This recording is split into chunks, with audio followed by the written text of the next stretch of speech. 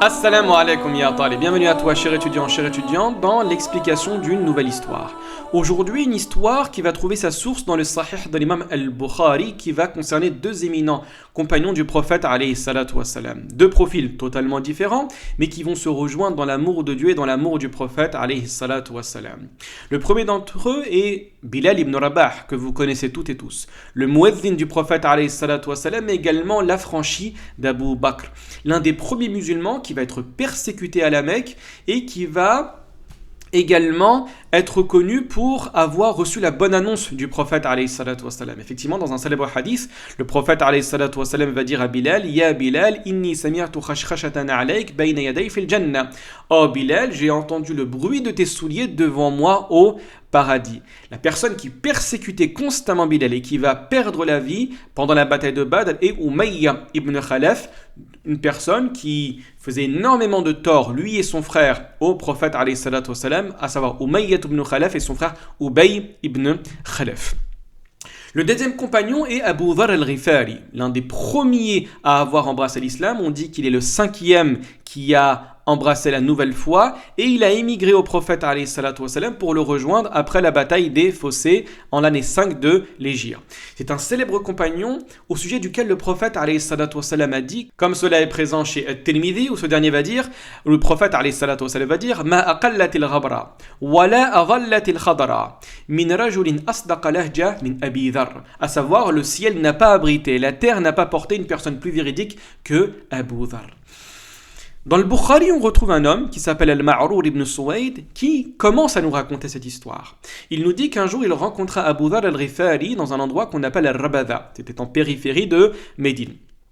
Abu Dharr portait exactement la même tenue que portait son esclave. Et Al-Ma'rour va poser la question à Abu Dharr. Pourquoi ce dernier porte exactement le même habit que toi ? Abu Dharr va répondre en disant: j'ai proféré un jour des injures à l'encontre d'un homme en critiquant sa mère. Alors le prophète alayhi salatu wassalam me dit: tu as voulu l'offenser en déconsidérant sa mère. Tu gardes encore une tradition de la jahiliya. Comme cela est mentionné dans le Bukhari: innaka mru'un fika jahiliya.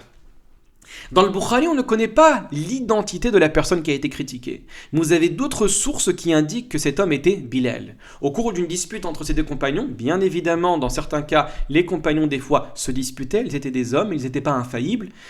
Les voix se sont élevées. Et à un moment, Abu Dharr al-Ghifari va dire une parole qu'il va énormément regretter par la suite. Il va lui dire: oh fils de la noire. Ce à quoi Bilal va se réfugier dans un silence, quittant l'assemblée et en allant voir le prophète Mohammed alayhi salatu wassalam, en lui disant: Ya Rasulallah, un tel m'a dit ceci et ceci.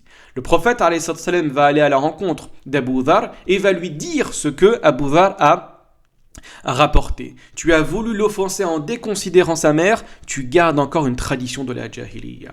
Et à ce moment-là, et c'est ce qui montre la beauté de l'histoire, nous allons voir la manière dont le prophète alayhi salatu wassalam a éduqué ses compagnons. Parce qu'effectivement, on peut retrouver certaines personnes se rebeller contre les paroles du prophète alayhi salatu wassalam en disant: oui, effectivement, je l'ai insulté, ce n'est qu'un noir, j'ai le droit de dire ce que je veux, et moi je suis un noble, je suis parmi les Arabes, les personnes qui habitent dans ce pays. Et Abu Dharr al-Ghifari ne va absolument pas agir de cette manière-là. Et donc, également, s'il y a une réflexion à apporter sur ce type de texte, c'est de comprendre des fois l'importance de la faute. Il n'y a pas un individu sur terre qui ne va pas fauter.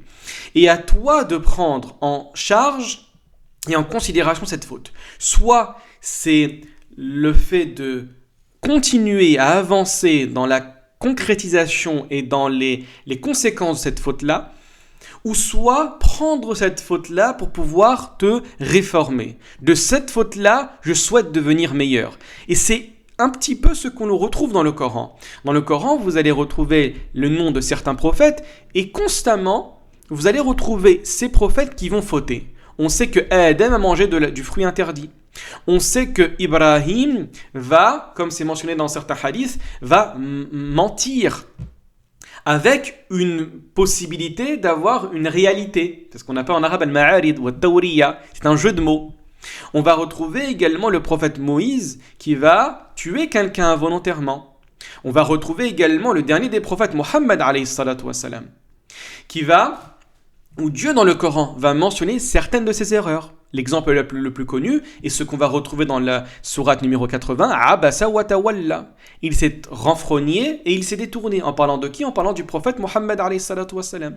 C'est la raison pour laquelle nous, dans l'islam, alhamdoulilah, nous considérons que les prophètes sont infaillibles, qu'ils sont ma'soum. Par contre, quand vous rentrez un petit peu dans les détails, cette infaillibilité concerne, en tout cas pour un nombre important de savants, uniquement les grandes fautes. C'est la raison pour laquelle on autorise islamiquement, dans le credo musulman, dans la foi musulmane, de dire que certains prophètes ont commis de petites fautes.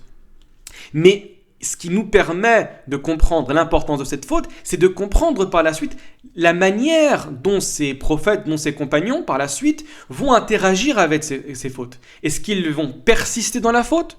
Ou bien ils vont comprendre cette faute, la problématique, et donc tenter de la résorber pour la réformer.